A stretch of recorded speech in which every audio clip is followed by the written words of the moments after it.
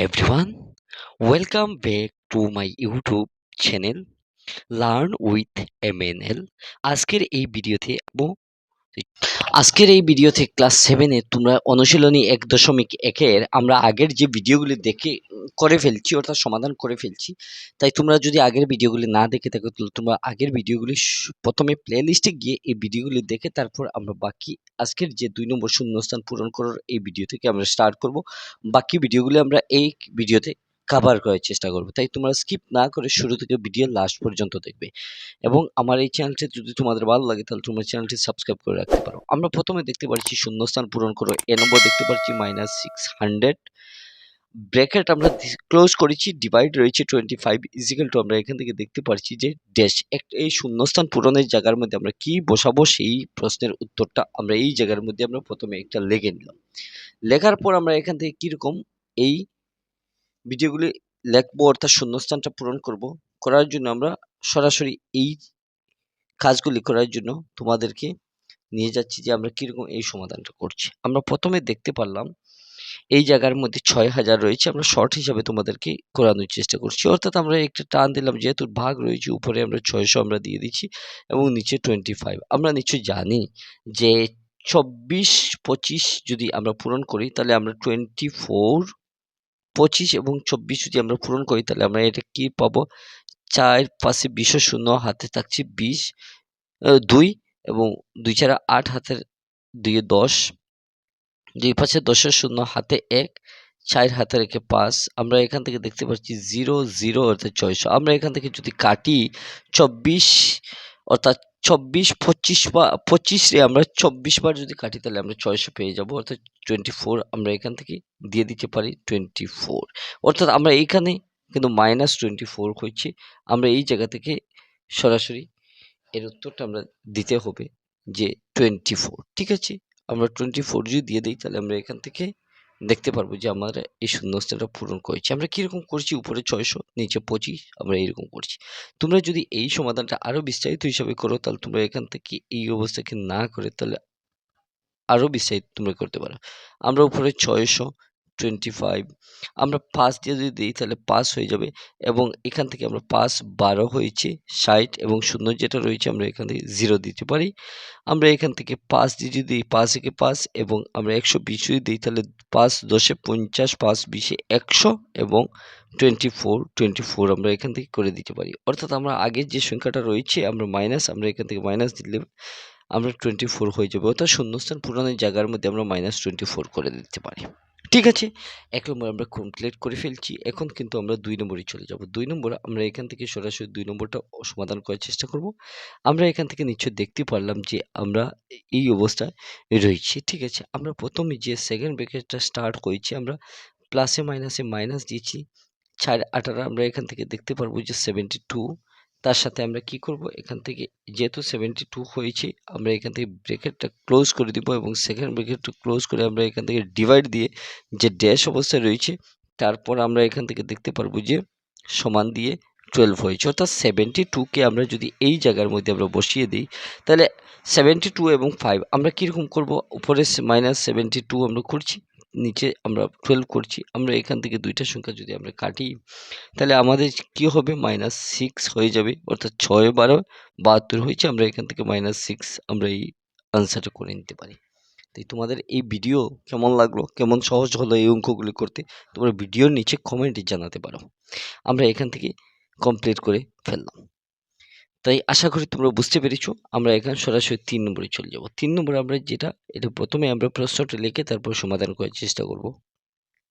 আমরা এখান থেকে কি করছি, আমরা প্রশ্ন দেখতে পারলাম এইরকম। আমরা এটাকে সমাধান করতে গেলে প্রথমে ড্যাশ যেরকম রয়েছে আমরা এই অবস্থায় ভাগ দিয়ে দিলাম।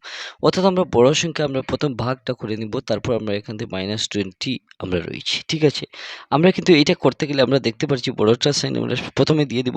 আমরা 6 থেকে 5 যদি যাই তাহলে -1 হয়ে যাবে। আমরা এখান থেকে কিন্তু দেখতে পাচ্ছি যে এই -1 যে সংখ্যাটা হয়েছে আমরা এখানে আমরা কি বসালে তার রেজাল্ট আমরা পেয়ে যাব। আমরা প্রশ্নটা আমরা একটু দেখে নিই। আমরা এখান থেকে দেখতে পাচ্ছি যে 21। ঠিক আছে, আমরা এটা এরকম করতে পারি যে মাইনাস রয়েছে এবং এই দুইটা মাইনাস মাইনাস যদি করি তাহলে আমরা 20 আমরা যদি করে দিই তাহলে আমার রেজাল্টটা হয়ে যাবে। অর্থাৎ শূন্যস্থানে আমরা 20 বসালে এইরকম আমাদের রেজাল্টও হয়ে যাবে। তো আশা করি বুঝতে পেরেছো তোমরা এইটা আমরা কীরকম করেছি। এখন কিন্তু আমরা সরাসরি 4 নম্বর আমরা করে দেবো। 4 নম্বরে আমরা কীরকম করবো, তো 4 নম্বর দেখতে গেলে আমরা প্রথমে এইটা আমরা দেখতে পারছি যে -123 রয়েছে, আমরা এখান থেকে মাইনাস দিয়েছি 123, তারপর ব্র্যাকেট দিয়ে দিলাম, তারপর ভাগ দিয়ে আমরা -1 করে দিলাম, তারপর আমরা ভাগ দিয়ে দিলাম, তারপর -1 আমরা এখান থেকে করতে পারলাম। আমরা এখান থেকে এই সমস্যার সমাধানটা আমরা কীরকম করবো, এখান থেকে সরাসরি আমরা নিজেই দেখতে বুঝতে পারছি যে 123 আমরা উপরে দিয়ে দিব, তারপর আমরা এখান থেকে নিচে আমরা 1 দিচ্ছি, দুইটা সাইডে যেহেতু আমরা এখান থেকে মাইনাস রয়েছে আমরা দুইটা কাটে দিলাম, এবং আমরা এখান থেকে সবসময় নিচে 123 তো এক তাকেই। তাহলে আমরা এই শূন্যস্থান পূরণের যে জায়গাটা রয়েছে আমরা এটা সমাধান করতে গেলে আমরা কীরকম করব, এখানে যে জায়গাটা রয়েছে আমরা এখান থেকে এই জায়গার মধ্যে 123 যদি দিয়ে দিই তাহলে আমাদের আনসারটা হয়ে যাবে এইরকম। ঠিক আছে, তাহলে আমরা আনসারটা আমরা কি পেয়ে গেলাম 123। আমরা এখান থেকে কিন্তু 2 নম্বর সব কিছু কমপ্লিট করে ফেলেছি, অর্থাৎ আমরা 1 নম্বর কমপ্লিট করলাম, তারপর 2 নম্বর কমপ্লিট করছি, তারপর 3 এবং 4 কমপ্লিট করছি শূন্যস্থান পূরণে। এখন আমরা সরাসরি কিন্তু চলে যাব এই 3-এর 1 এবং 2 আমরা করব। তো চলো আমরা 3-এর 1 এবং 2 আমরা কীরকম করতে হয় আমরা একটু দেখে নিই। আমরা 3 নম্বর দেখব যে যদি a ডিভাইড -7 8 হয় তবে অখণ্ড সংখ্যা a এর মান নির্ণয় করো। প্রথমে আমরা যে সংখ্যাটা এই অবস্থায় রয়েছে আমরা এই সংখ্যাটা আমরা প্রথমে লিখে দিই। আমরা এখানে লিখলাম 3 নম্বরের 1, 3 নম্বর 1 আমরা লেখার পর আমরা এইটা সমাধান কীরকম করব, প্রথমে আমরা দেখতে পাচ্ছি এ যে অবস্থায় রয়েছে আমরা কোনো পরিবর্তন করব না। আমরা এখান থেকে শুধুমাত্র পরিবর্তনটা করব যে অর্থাৎ ভাগ রয়েছে -7 আমরা এখান থেকে পূরণ করে দেবো। 8-এর সাথে কিন্তু আমরা -7 আমরা পূরণ করতে পারি। এখন আমরা এইরকম যদি হয় তাহলে a = আমরা দেখতে পাচ্ছি যে -56 হয়েছে, অর্থাৎ 7 প্লাসে মাইনাসে মাইনাস আমরা এখান থেকে দেখতে পারলাম। অর্থাৎ আমরা এই জায়গার মধ্যে আমরা দেখতে পারবো এর মান আমরা এখান থেকে লিখবো যে -56। ঠিক আছে, আমরা এখান থেকে দেখলাম। তারপর আমরা এই 2 নম্বরটা আমরা কীরকম করব, 2 নম্বরটা আমরা করতে গেলে আমরা দেখব যে 125 রয়েছে, আমরা এখান থেকে 2 নম্বরটা আমরা লিখব। 2 নম্বরটা আমরা লিখব যে আমরা যদি 125 ডিভাইড রয়েছে আমরা b -5 হয় তবে b এর মান কত। ঠিক আছে, আমরা এই সংখ্যাটা আমরা কীরকম করব, এইরকম আমরা করতে পারবো।